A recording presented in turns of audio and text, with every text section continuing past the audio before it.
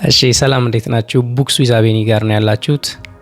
እንኳን ደህና መጣችሁ። ዛሬ የምናወራው ስለ ደመወዝ ጎሽሜ ሶስተኛው ኪዳን መጽሐፍ ነው። ያው ከዚህ በፊት አንድ ዝግጅት አቅርበናል። ዛሬ ክፍል 2 ነው የምናወራው። በባለፈው በሰራነው የመጽሐፍ ዳሰሳ ላይ ከገነት እንዴት እንደወደቅን በባህሪያችን ስለገባችሁ ጉድለት ያችን ጉድለት ለመሙላት ስለተከናወነው የመለኮት ስራ አውርተን ነበረ። የመጀመሪያዋ ማህፀን ከውድቀት በኋላ በባህሪያዋ በጠላት በዲያብሎስ የታወቀች በመሆኗ ሴቲቱ በወለደች ጊዜ ልጆቿን ለመብላት ዘንዶ ወይም አውሬው ከፊቷ ይቆም ነበረ። አዲሲቱ ማህፀን ግን ባህሪዋን አያውቃትም። የተሰራችውን በጌታችን በመድኃኒታችን በኢየሱስ ክርስቶስ በመስቀል ላይ ሆኖ ተፈጸመ ብሎ ህዝበ ክርስቲያንን ወይም ደግሞ በእሱ ያመኑትን ከውሃና ከመንፈስ ወለደ። ይችን ሁለተኛዋን ማህፀን ወይም መስቀልን አዲስ ማህፀን በመሆኗ ባህሪዋንም ጠላት አላወቃትም። ስለዚህ ከመንፈስ የተወለዱት አሸናፊ ይሆናሉ ነው። ነገር ግን ጠላት ዲያብሎስ አይተኛምና ሁልጊዜም ከሁለተኛው ማህፀን የተወለዱትን እንደለመደው ሊያስት መጠጋቱ ክፉ ምክሩን ሊለግስ ብቅ ማለቱ አይቀርም ማለት ነው። ስለነዚህ ጉዳዮች አወርተን ነበር። ዛሬ ስለ ሁለት ጉዳዮች እናወራና መጽሐፉ ላይ ያለን እንዳሰሳ እናበቃለን። መጽሐፉ ከሚያነሳቸው በጣም በርካታ ጉዳዮች ውስጥ መርጬ ሁለት ነገሮችን የማወራቸው። የመጀመሪያው ጉዳይ ስለ ስልጣኔዎች ማውራት ፈለኩኝ። ደራሲው በባህሪና በመንፈስ ጉዳይ ማውራት ይመርጣል። ማለት የሆነን ነገር ፊዚካል የሆነውን ቁሳዊ የሆነውን ዓለም ተመልክቶ ማወቅ የሚፈልገው መረዳት የሚፈልገው በባህሪውና በገነባው በሰራው መንፈስ በኩል ነው። ስለዚህ ሁለት ስልጣኔዎችን እንይ። የመጀመሪያው የዓለሙን ስልጣኔ እንዳጠቃላይ ምድር ላይ የተነሱትን ስልጣኔዎች በመንፈሳቸው በኩል እንዳሳቸው። እንደሚታወቀው ምድር ላይ በርካታ ስልጣኔዎች ተነስተው ወድቀዋል። የታወቁም ያልታወቁም በሚትነት ደግሞ የቀሩ አሉ።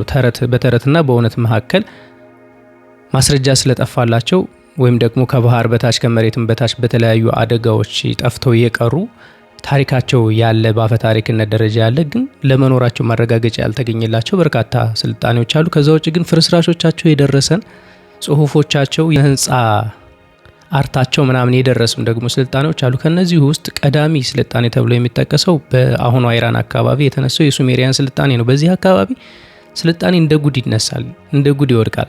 ሱሜሪያንን ጨምሮ ባቢሎናውያን፣ አኬዲያን፣ አሶሪያን፣ ፐርዣኖች በጣም በርካታ አይነት ስልጣኔዎች ተነስተው ነበረ በተለያየ ዘመን እና እነዚህ ስልጡን ህዝቦች በስነ ጽሁፋቸው፣ በአማልክት አምልኮ፣ በስነ ጽሁፍ፣ በኪነ ህንፃ፣ በተለያዩ ስነ ጥበቦች፣ በቅርጻ ቅርጻቸው፣ በአስትሮሎጂ ወይም ደግሞ በስነ ከዋክብት ጥናታቸው፣ እንደዚሁም ሃይማኖታዊ በሆነ ካልቸራቸው፣ ፖለቲክስን፣ ሪቶሪክስን በርካታ አይነት የስልጣኔ መርታዎችን ያሳዩ ስልጣኔዎች ነበሩና ስንሻገር ሩቅ ምስራቅ ስንሄድ ቻይናን እናገኛለን። ወደ አፍሪካም ስንመጣ ግብጽ አለች።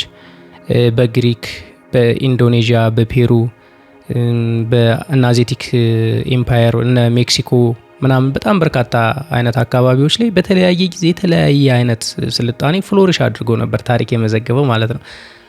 ሀገራችንና ደግሞ ሱዳን እንዲሁም መላው አፍሪካ ስንሻገርም ደግሞ እዚህ የመን ምናምን አረብ ሀገራት አካባቢ የነበሩ ስልጣኔዎች አሉ። ታዲያ እነዚህ ስልጣኔዎች ምን ያመሳስላቸዋል፣ ምንስ ደግሞ ያጣላቸዋል የሚለውን ስንመረምር እንዳልኳችሁ የደራሲው ሀሳብ በመንፈሳቸው በኩል መመርመር ስለሆነ እስኪ መንፈሳቸውን ሲመረምር ያገኘውን ነገር ትንሽ እንጫወት። እነዚህ ስልጣኔዎችን በምን ይመስላቸዋል? በንስሩ መንፈስ ይመስላቸዋል፣ ወይም ደግሞ ንስራዊ ባህሪ ያላቸው አድርጎ ይወክላቸዋል።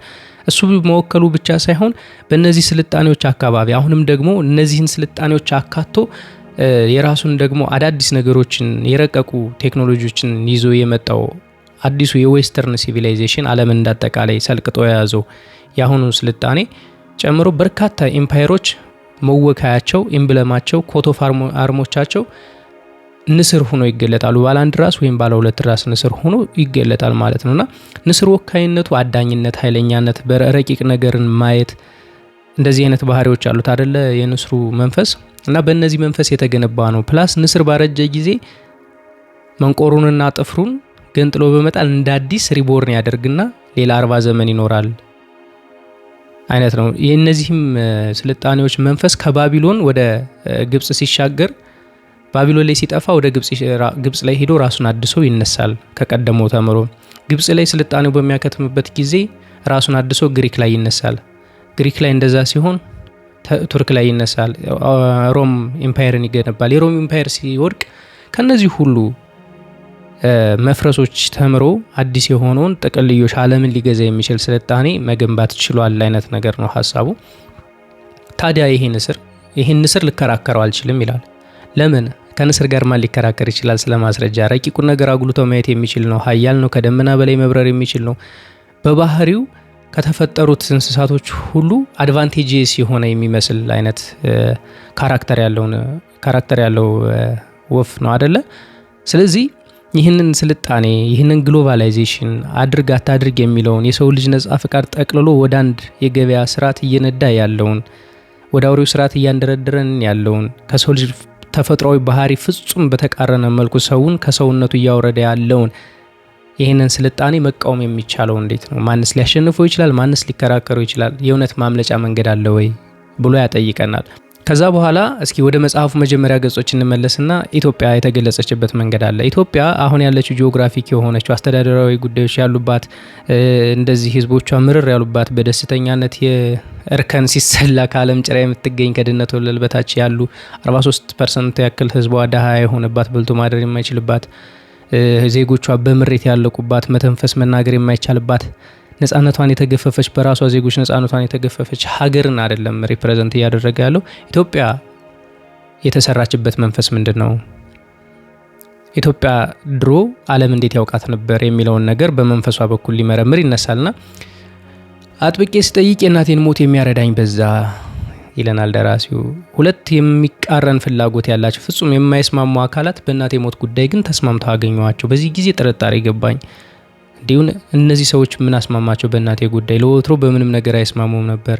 አልሞተች ይሆን ብዬ ጠረጠርኩ። ስለዚህ ላያት ሄድኩኝ ይላል እና የቆመችበትን መሰረት በመመረምርበት ጊዜ ኢትዮጵያ ፋውንዴሽኗ የተሰራው ከክርስትና ሆኖ አገኘሁት ይላል። ስለዚህ በተሰራችበት መንፈስ በኩል ስንፈልጋት ንስሩ ካቆመው ስልጣኔ ጋር ፍጹም የምትቃረን ሀገር ሆና እናገኛታለን።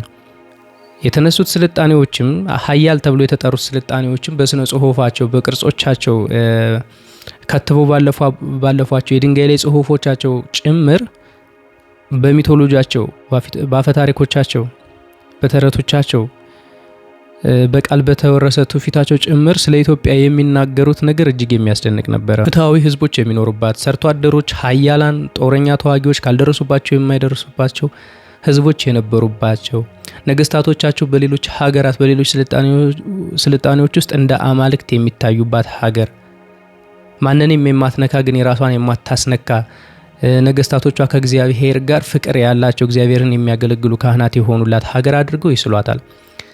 በክርስትናና በእስልምና ሳይሆን የትኛውንም አይነት ሃይማኖቶች በሚከተሉ ህዝቦች ዘንድ ከአማልክት ጋር አማልክት የብዙ አማልክት አምላኪዎች እንኳን ስለ ኢትዮጵያ የሚናገሩት አማልክቶቻችን ለመዝናናት ለማረፍ ሰላም ፈልገው የሚሄዱባት ሀገር ይሏታል። አይ ዶንት ኖ ምን ኢምፕላይ እንደሚያደርግ ይሄ ነገር ግን በድሮ ስልጣኔ በድሮ ስልጡን ህዝቦች ዘንድ የኢትዮጵያ ስም ጉልህ እንደነበረ ግን የማይካድ ነገር ነው ማለት ነው። መላው አፍሪካ ኢትዮጵያ ተብሎ የተጠራበት ጊዜ አለ። ግብጽና ኢትዮጵያ ላላይና ታህታይ ግብጽ ተብሎ እየተጠሩ አንዱን ሲያስከብር ነበረ። የፒራሚዱ ገንቢዎች ውስጥ የኢትዮጵያ ነገስታቶች እንደነበሩ ይታወቃል። የህንድ ውቅያኖስ ብለን የምንጠራው ውቅያኖስ የኢትዮጵያ ውቅያኖስ ተብሎ ይጠራ እንደነበረ፣ እስከ አረብ ድረስ ተሻግራ ግዛት እንደነበራት በርካታ አይነት መረጃዎች አሉ። ሀያል ስልጣኔ የገነባው መንፈስ አሁን ላይ እንደሞተ እንዳበቃለት እየተነገረ ነው። እውነት ሞታለች ወይ? እስኪ እንፈልጋት። ይሄ ለእናንተም የምትጠየቁት ጥያቄ ነው። ስለዚህ እነዚህ ሁለት ስልጣኔዎች ተጻራሪ ሆነው ይቆማሉ፣ ወይም እነዚህ ሁለት መንፈሶች ተጻራሪ ሆነው ይቆማሉ። አሁን አንበሳው የሌለ ይመስላል። የንስሩ ዘመን ስለሆነ ንስሩ ዓለምን እያደነ ስለሆነ የመረጃ ስርዓት ውስጥ ስለገባን ተጠቅልለን እንዳጠቃላይ ሌሎች ሴቶቻችን ሌሎች ጸጋዎቻችን ተንጠቅላላ ወደ ቁጥርና ወደ መረጃ ስርዓት ውስጥ እየገባን ስለሆነ በመረጃ ጉዳይ ደግሞ ከነስሩ ጋር መከራከር ስለማንችል የአንበሳው ማንነት ሎስት የሆነ የጠፋ ይመስላል። ሪጊን ማድረግ ይቻላል ወይ? ሌላው የመጽሐፉ ጥያቄ ይመስለኛል። በስልጣኔዎች በኩል እነዚህን ጉዳዮች ዳሶ ያልፋል። ነገር ግን ቀደም እንደተነጋገር ነው በሁለተኛው ማህፀን በኩል የገባ ከሁለተኛው ማህፀን የተወለደ እንደ አዲስ የተወለደ ሰው ብቻ ድል ማድረግ ይችላል። እና ይህ ዓለም እንደዚህ አስጊ ከሆነ ንስሩ ይሄን ያክል ኃያል ከሆነ ማን ሊፎካከረው ይችላል? ማንም ሊከራከረው የማይችል ከሆነ ማምለጫ መንገዱ ምንድነው የሚለውን ጥያቄ ነጠይቅ። ስለዚህ አሁን ወደ ደሞዝ ጎሽሜ ወደ አስቀመጣቸው የቁጥር ስሌቶች ልንገባ ነው ማለት ነው። ቁጥር እስኪ አብረን እንቁጠረው። ጌታችን መድኃኒታችን ኢየሱስ ክርስቶስ በነቢያት እያደረ በአበው እያደረ ያጻፋቸው የሕዝበ ክርስቲያን ሁሉ የሚመራበት መጽሐፍ አለ አይደል? መጽሐፍ ቅዱስ ብለን የምንጠራው በረጅም ዘመናት በሺህ ዓመታትን የፈጀ በርካታ ጸሐፊዎች በርካታ ሰዎች የጻፉት በተለያየ በዘመንና በቦታ የማይገናኙ ሰዎች የጻፉት ግን የሚያወራው ስለ አንድ ጉዳይ የሆነ መጽሐፍ አለን እና እሱ መጽሐፍ ብሉይም ሆነ ሐዲስ ኪዳን ከመጽሐፈ ሄኖክ ከኦሪት ዘፍጥረት ጀምሮ እስከ ራእየ ዮሐንስ ያሉ መጽሐፎች ጠቅላላ መብሰልሰያ ጉዳያቸው የሚያወሩት የሚናገሩት ስለ አንድ ሰው ነው፣ ስለ ዳግማዊ አዳም፣ ስለ ጌታችን ስለ መድኃኒታችን ኢየሱስ ክርስቶስ። ስለዚህ እዚህ ጋር ያሉ የራእይ መጽሐፎች የነቢያት ትንቢቶች ጠቅላላ እንዲፈቱ ካስፈለገ መጽሐፍ ቅዱስ ላይ ያሉ እውቀቶች እንዲገለጡ ካስፈለገ በጌታችን በኩል መለካት መተርጎም መተንተን ይገባቸዋል ይለናል።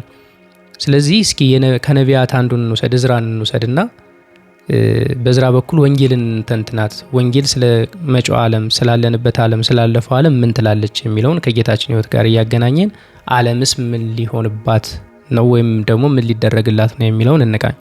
ምናልባት ባለፈው ፕሮግራም ላይ አውርተን ከሆነ አላቅም፣ ነገር ግን እግዚአብሔር አዳምን ሊመልሰው ሲፈልግ በገነት የተሰራበትን ስርዓት ይዞ ወደ ምድር አወረደለት። በገነት ወደ ውስጡ ይጻፍ የነበረው በባህሪው ይጻፍ የነበረውን ነገር በአንድ ቀን ይጻፍ የነበረውን ነገር በ1000 ዓመት እያስተነተነ በምድር ላይ ሰራለት ያችን ስርዓት። እንደዛ እየተገነባች በስድስተኛው ቀን ወይም ደግሞ በ5500 ዘመን በስድስተኛው ጌታችን ሁለተኛውን ማህፀን ሰጠን የሚል ነገር ያወራን ይመስለኛል። ይሄንን ስንይዝ ሰሜን የሚባለው ስለ ቤተ መቅደሱ ማውራት ግድል ይለን ነው ማለት ነው። ቤተ መቅደስ የሰው ልጅ ነው ራሱ። ቤተ መቅደስ አለ ደግሞ ልንደርስበት ቤተ መቅደሳችንነታችን ደግሞ እንዳይፈርስ መድረስ የምንፈልግበት ዋነኛ ቤተ መቅደስነት ስሌት ደግሞ ጌታችን መድኃኒታችን ኢየሱስ ክርስቶስ ነውና አሁን ላይ ቤተ ክርስቲያን 3 አቅጣጫዎች አሏት። ቤተ ክርስቲያን ደግሞ 3 አይነት ነች። ራሷ ቤተ ክርስቲያን ህንጻ ቤተ ክርስቲያን አለ። የሰው ልጅ ራሱ ህንጻ ቤተ ክርስቲያን ተብሎ ይጠራል እያንዳንዱ ግለሰብ። ከዛ ደግሞ የክርስቲያኖች ህብረት ቤተ ክርስቲያን ይባላል።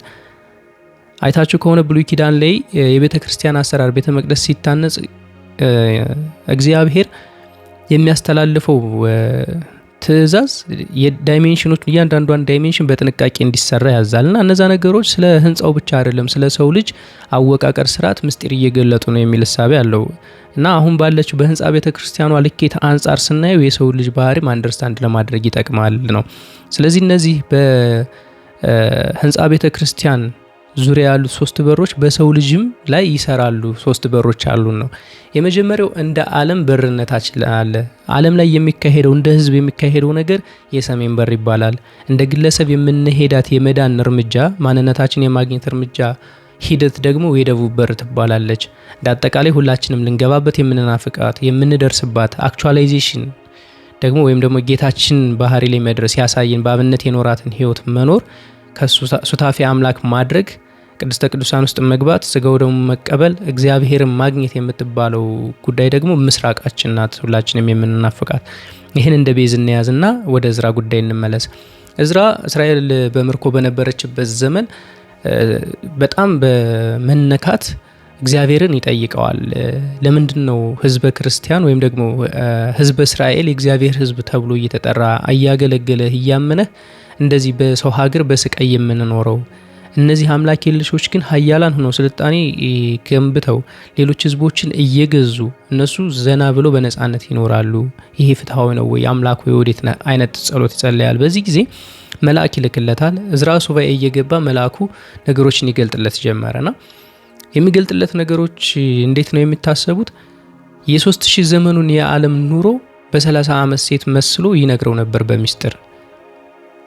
ይሄ በምክንያት የሆነ ነው የደራሲው ሐሳብ። 30 ዓመቱን የ3000 ዘመን በ30 ዓመት ሲጠቀልለት የ100 ዓመቱን ሂደት በአንድ ዓመት እየወከለ አስረድቶታል። ይህንን ሜትሪክ ይዘን ወንጌልን እንተርጉም ነው። አንድ ዓመት እንደዚህ የአንድ ዓመቷ ሚስጥር በሰሜን ሲተነተን በምስራቅ አንድ ዓመት የተደረገው በሰሜን ሲተነተን 100 ዓመት ይሆናል። የ100 ዓመቱ ኑሮ ነው። ስለዚህ ወደ ጌታችን መድኃኒታችን ሕይወት ስንመጣ 30 ዓመት በምድር ላይ ሲኖር ከእናቱ ጋር ኖረ። ማስተማር አልጀመረም ነበር። ይሄ የደቡብ ሕይወቱ ነው። እንደ ግለሰብ ሆኖ የኖረበት ነው። የ30 ዓመት ኑሮውን ደግሞ በወንጌል በ3 ዓመት ተረካት። ወንጌል የሁላችንም መግቢያ መሰብሰቢያ የምንናፍቃት ኑሮ ስለሆነች መቅደሷ ስለሆነች ምስራቃችን ነች። ጌታችን ይችን ምስራቅ 3 ዓመት ከፈጀች በደቡብ ስንት ዓመት ኖሯታል? ጌታችን 30 ዓመት ኖሯታል። ያ ማለት በምስራቅ 1 ዓመት በደቡብ ስንት ይተነተናል? 10 ዓመት የሚፈጅ ሂደት ሆኖ ይተነተናል። ስለዚህ ይህንን ይዘን ስንተነትን ወንጌል ለማስተማር የፈጀችው 3 ዓመት ከሩብ ነበረ። 3.25 ማለት ነው። ስለዚህ ዓለም ይቺ ወንጌል ለግለሰቦች ለ120 ቤተሰቦች ነው በዛ ዓመት ውስጥ የተነገረችው የተሰበከችው። ዓለም አላወቃትም። ዓለም እንዲያውቃት 325 ዓመት ፈጀች። በ100 ትባዛለች። በሰሜን 100 ዓመት፣ አንድ ዓመቱ በሰሜን 100 ዓመት ስለሚፈጅ ነው። 325 ላይ ክርስትና ፍሎሪሽ አድርጓል። በመንግስታት ደረጃ እውቅና አግኝቷል። ዓለምን በስብከት አዳርሶ ነበር ማለት ነው። ከዛ በኋላ እንግዲህ ብሉይ ኪዳን ላይ ያለ ብቻ አይደለም፣ ወንጌል ብቻ አይደለም የሚተነተነው። መጪው ጊዜ የተጻፈባቸው የራእይ መጽሐፎች አሉ። ከነዚህ ውስጥ በዋናነት የሚጠቀሰው ለመፍታትም አስቸጋሪ የሆነው ረቂቅ የሆነ ሚስጥር የያዘው ራእየ ዮሐንስ መጽሐፍ አንዱ ነው። ገና ተተርጉሞ ያላለቀ። እንደውም አንድ ጓደኛዬ ስጠይቀው ምን አለኝ? ሆኖም ከሆነ እንጃ፣ እየሆነም ከሆነ እንጃ፣ ሊሆንም ከሆነ እንጃ ተብሎ የሚታለፍ ረቂቅ መጽሐፍ ነው በቤተ ክርስቲያን ባህል ይላልና ደራሲው ግን የራእየ ዮሐንስንም ነገር አንስቶ ለመተንተን ለማስረዳት ይሞክራል። መልእክቱ ምን እንደሆነ ለሰው ልጆች የተላለፈው መልእክት እንዴት ነው? ምጽአት ነገረ ምጽአት በሚነገርበት ክፍል ዳግም ምጽአት ከመከናወኑ በፊት 7 ማህተሞች እንደሚፈቱ የራእይ መጽሐፍ ይናገራል። እነዚህ 7 ማህተሞች ከወንጌል ጋር በትይዩነት ይቀርባሉ አይነት ሀሳብ ነውና ወንጌል 325 ዓመት ፈጀ። እያንዳንዱ ወንጌል 4 ወንጌሎች አሉ አይደል? በቤተ ክርስቲያናችን ስርዓት 4 ወንጌል ከእያንዳንዱ ማህተም ጋር ትይዩ ሆነው ይቆማሉ። አንዱ ባንዱ ውስጥ አለ። ስለዚህ 6ቱ ማህተሞች እንዳንዳንዱ ወንጌል ስለሚቆጠሩ እያንዳንዱ ወንጌል 325 ዓመት የሚፈጅ ከሆነ 1950 ላይ 6ቱ ማህተሞች ተፈተው ተቀምጠዋል ነው። እንግዲህ ቅድም ስናነሳ ክርስትና የቆመበት ክርስትና መንፈስ የገነባው አንድ ስልጣኔ አለ አይደል? ኢትዮጵያዊ ስልጣኔ የምንለው በእሱ አንጻር ስናየው 1950 ጀምሮ ኢትዮጵያ ውስጥ የተከናወኑ ነገሮችን ስታዩ የ6ቱ ማህተም ጥቅሎች ተፈቶ ክርስትና እየተሳደደ ያለበት፣ ከመንግስት ጋር ያለው ውል ተቋርጧል። እንደዚሁም የህዝቦች መመሪያ የመሆን ይመራበት ከነበረው ህዝቦችን ስልጣኔን ዲቨሎፕ ያደረግበት አኗኗራቸውን ይቀርጽ ከነበረበት አቅሙ ወጥቶ ገሸሽ ተደርጎ ያለበት ዘመን ነው ያለው። 7ኛው ማህተም ሲፈታ ምን ይሆናል የሚለውን እንግዲህ 1950 የ6ቱ ማህተሞች መፈቻ አድርገን ካየነው የሚቀሩት ርፍራፊ ስሌቶች አሉ ማለት ነው። ጌታችን መድኃኒታችንን ከሰቀሉት በኋላ እንግዲህ የሰቀሉትም ሰዎች ሁኔታ የመስቀሉም በመስቀሉ ላይ የተደረጉ ተአምራቶችም ሁኔታ ከዳግም ምጽአት ጋር ይገናኛል። ያኔ ያስገደሉት ሰዎች ኢንቮልቭ ያደረጉ ሰዎች በሐሰት የከሰሱት ያንገላቱት ሰዎች አሁንም ደግሞ በጌታችን የተደረገውን ነገር በክርስቲያን ዳግም በተወለዱ ክርስቲያኖች ህይወት ላይ ያደርጉታል፣ ኢምፕሊመንት ይደረጋል። እነዛው ሴም ተመሳሳይ ሰዎች ማለት ነው። ካህናት ነን የሚሉ ሰዎች ከሌላ እምነት ሊሆን ይችላል የመጡ ሰዎች እንደዛ ያደርጋሉ። መንግስታት ነበሩ ያኔ፣ ጦረኞች ነበሩ። እነዚህ ሁሉ ተሰብስበው ስቀለው ይላሉ፣ ክርስቲያኖች ይጥፉ ይላሉ። ዓለም በአንድነት እንደዚህ አይነት ድምጽ ያሰማል ማለት ነው። ስለዚህ ከክርስቶስ ጋር የሞተ ከክርስቶስ ጋር ደግሞ ይነሳል። በሞተ ጊዜም መቃብር ጠባቂዎች ይሾሙበታል። በተነሳ ጊዜም በገንዘብ ደልለው ክርስቶስ አልተነሳም እንደሚሉ ክርስትና አልተነሳችም ለማለት ብዙ ርቀት ይሄዳሉ ነው ፖለቲከኞቻችን። ስለዚህ ምን ሆነ እስኪ በክርስቶስ ህይወት ከመስቀል በኋላስ ምንድነው የተደረገው ስንል ዳግም ትንሳኤ ነበር አይደለ? ክርስቶስ ከተነሳ በኋላ ለሐዋርያቱ ታያቸው፣ ለዓለም ግን አልታየም። ስለዚህ እነዛ ሐዋርያት ክርስቶስን ዳግም ሲያዩት ዳግም እየመጣላቸው ነው አይደለ? ዳግም ምጽአትን እነሱ በደቡብ በር ወይም በግለሰብ ህይወታቸው ኑረዋታል፣ እንደ ግለሰብ አይተዋታል። አሁንም ክርስቲያኖች ያችን ነገር ማየት ከፈለጉ እነሱ ሐዋርያት የተጓዟትን ጉዞ መጓዝ ይጠበቅባቸዋል በደቡብ በር። እንደዛ ለማድረግ ነው ለነሱ የተገለጠ ይገለጣል ነው። ነገር ግን ይቺ 40 ቀን ከነሱ ጋር በዳግም ምጽአት የቆየባት እድሜ እንደ ዓለምስ መቼ ነው የምትሆነው? ለክርስቲያኖች ጋር የሚኖርባት 40 ዘመንስ መቼ ናት? ከሌላው ዓለም ተሰውሮ ከክርስቲያኖች ጋር የሚኖርባት ጊዜስ፣ መድኃኒቱ ከነሱ ጋር የሚሆንባት ጊዜስ 40 ዓመቷ የት ስሌት ውስጥ ትገባለች ነው። እንግዲህ እቺ 40 ቀን በ6ቱ ማህተም አንቀጽ ስትተነተን አንዱ ዓመት በሰሜን 100 ዓመት ከሆነ 40 ቀን ስንት ትሆናለች ብለን ስናስብ 10.9 ሳምቲንግ ይመጣል ማለት ነው። እሱ በ6ቱ ማህተሞች አቅጣጫ ስናየው አንዱ ባንድ ውስጥ አለ ስላልን 65 ዓመት አካባቢ ይመጣል ማለት ነው። ከዛ በኋላ ምን ተከናወነ? 10ዋ ቀን የመንፈስ ቅዱስ ርደተ መንፈስ ቅዱስ አለ አይደለ? መንፈስ ቅዱስ ይወርዳል ከ10 ቀን በኋላ። ያችስ ደግሞ ምንድናት ስንል 10ዋንም ቀን በዚሁ ካልኩሌሽን ውስጥ አስገብተን በስድስቱ ማህተሞች በኩል እናያታለን። 16 ዓመት ከምናምን ትሆናለች። ከዛ የሰባተኛው ማህተም መፈታት ይመጣል። ሰባተኛው ማህተም ምንድነው የሚለው ይለናል ለራሱ። መልአኩ ሰባተኛውን ማህተም በፈታ ጊዜ በሰማይ ለግማሽ ሰዓት ያክል ዝምታ ሆነ ይላል። ይሄ የግማሽ ሰዓት አሰራርስ እንዴት ነው? እንደአሁን ቀደሞቹ በሰሜን 100 ዓመት እያልን የምንፈተው ነው ወይ? የሰዓት መለኪያ ሌላ ሆኖ እናገኘዋለን። አሁንም ወደ ነቢዩ እዝራ ይመለስና እዝራ ሱቱኤል 5:43 ላይ ያለ ምንባብ በማምጣት ያችም ሰዓት እንደ 7 ዓመት ነበረች የሚል ካልኩሌሽን እናገኛለን። ያቺ ሰዓት እንደ 7 ዓመት ከነበረች በሰማይ ያለችው ይቺ ግማሽ ሰዓት 3 ዓመት ተኩል ትሆናለች፣ ወይም ደግሞ 7 መንፈቅ ያክል ሰዓቶች ይሆናሉ ይለናል። እነዚህን አጠቃላይ ስንደምራቸው 85 ዓመት ከምናምን ይመጣል። እነዚህ ዳግም ምጽአት ከመከናወኑ ከፍርድ ቀን በፊት ያሉ ሰዓታት ናቸው። በምድር በሰሜኑ አካባቢ የሚሆኑ የሰዓታት ስሌቶች ናቸው። አሁን 1985 እንደምረን በሚመጣው ቁጥር እግዚአብሔር ከዳግም ምጽአቱ ነው ለማለት የፈለገ አይመስለኝም። እንግዲህ ብሎም ከሆነ አላቅም፣ ሚስ ሪፕሬዘንት እንዳላደረገው ስለፈራው ነው። ነገር ግን እነዚህ ቁጥሮች የሚገልጹት ምልክት አለ። ዳግም ምጽአት እየተቃረበ ነው፣ ያለ መጥፊያዋ እየተቃረበ ነው። ክርስቲያኖች የሚናፍቋት ቀን እየተጠጋች ነው። በአጠቃላይ የመጽሐፉ ቲም ወይም ደግሞ አበይት ነገር ክርስቶስ ለክርስቲያኖች ለዓለም እንዳጠቃላይ የገለጠው ጥበብ አለ። ሊሆን ስላለው ነገር፣ ስለሚሆነውም ነገር፣ እየሆነ ስላለውም ነገር፣ ስለሆነውም ሁሉ አጠቃላይ በወንጌል በኑሮ ተርኮታል። ማየት ማስተዋል የሚችል ሰው በነዛ በሮች በመግባት የዓለምን ነገር ዓለም የገነባችውን እውቀት ምን ልታደርግ እንዳሰበች፣ ምን ሊሆንብን እንደ ሰውነታችን ምን አይነት ፈተናዎች እንደሚገጥሙን አንደርስታንድ ማድረግ ይችላል የሚል ሀሳብ አግኝቼበታለሁ። በተረፈ 215-16 ገጾች ናቸው ያሉት መጽሐፉ። ግን የማይዳስሰው የማይገባበት የማይገልጠው አይነት ሀሳብ የለም። እነዛ ሀሳቦች ደግሞ በጣም ሊደመጡ ሊነበቡ የሚማርኩ ተደጋግሞ ቢነበቡ የማይሰለቹ ቆም ብለን እንድናስብ እንድናስተውል ማድረግ የሚችሉ በቆንጆ አማርኛ ሀሳቡን የገለጸበት መጽሐፍ ነው። ሁላችሁንም እንድታነቡት ሪኮመንድ አደርጋለሁ። ሌላው ጉዳይ ይሄ መጽሐፍ የተጻፈው ከኦርቶዶክስ ተዋህዶ የአንድምታ ትርጓሜ ጋር ተያይዞ ከኦርቶዶክስ ባህል ትውፊት ጋር ተያይዞ በመሆኑ ሊቃውንቱስ ምን ይላሉ የሚለው ነገር እስካሁን ለማየት እስከሞከርኩት ድረስ ሊቃውንት በዚህ መጽሐፍ ጉዳይ የሰጡትን አስተያየት ማግኘት አልቻልኩም። ከደራሲው ሃይማኖታዊ አቋም ጋር ካለበት የሃይማኖት ኦርቶዶክስና ደሞዝ ጎሽሜ ምንና ምን ናቸው የሚለውን ነገርም አንደርስታንድ ማድረግ ስላልቻልኩኝ ሊቃውንቱም በዚህ ጉዳይ ያላቸውን ሀሳብ አሟልቼ ማቅረብ ስላልቻልኩኝ ይቅርታ እጠይቃለሁ። እንደሆነቱ ግን ጥሪ እንደማቅረብ ሊቃውንቶቻችን አዲስ የሆነ ዘዬ ስለሆነ አዲስ የሆነ አተረጓጉም ምናልባትም እስከማውቀው እስከተረዳሁት እስከጠየቅኩት ድረስ ደግሞ በባህሪ መተንተን የሚለው አዲስ ኮንሰፕት ሊሆን ስለሚችልም እንዴት ነው ኦርቶዶክሳውያን ክርስቲያኖች ይህን መጽሐፍ በምን አይነት ሌቭል ነው ሊቀበሉት የሚችለው፣ በምን አይነት ነው ፊልተር የሚደረግስ ነገር አለ ወይ የሚለውን ነገር በቀናነት ምላሽ እንዲሰጡን እኔም ጥሬና አቀርባለሁ። ደራሲውም ሞክሮ እንደነበር በኢንተርቪው ላይ ሰምቻለሁ። ለሊቃውንት ለማሳየት ሞክሮ እንደነበር፣ ዝም እንዳሉት አብዛኞቹ ሀሳብም ሊሰጡበት ቃል የገቡ እንዳሉ ነግሮናል። እናንተ ግን እንድታነቡት እኔ ፐርሰናሊ እንደ አንድ አንባቢ ሪከመንድ አደርጋለሁ። አመሰግናለሁ።